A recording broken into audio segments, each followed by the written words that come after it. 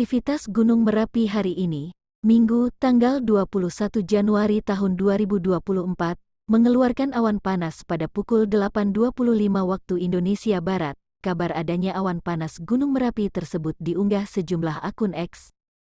Akun X Merapi Uncover, salah satunya. Di dalam unggahannya menyebutkan bahwa terjadi awan panas guguran di Gunung Merapi tanggal 21 Januari tahun 2024 pukul 8.25 waktu Indonesia Barat dengan amplitudo max 62 mm. Durasi 191.28 detik, jarak luncur maksimal 2000 meter ke barat daya Kali Bebeng. Visual Gunung Merapi berkabut dan arah angin ke timur.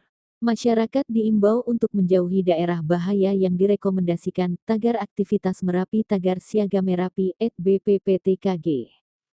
Kabar awan panas guguran Gunung Merapi itu turut disampaikan Kepala Balai Penyelidikan dan Pengembangan Teknologi Kebencanaan Geologi, BPPTKG Agus Budi Santoso.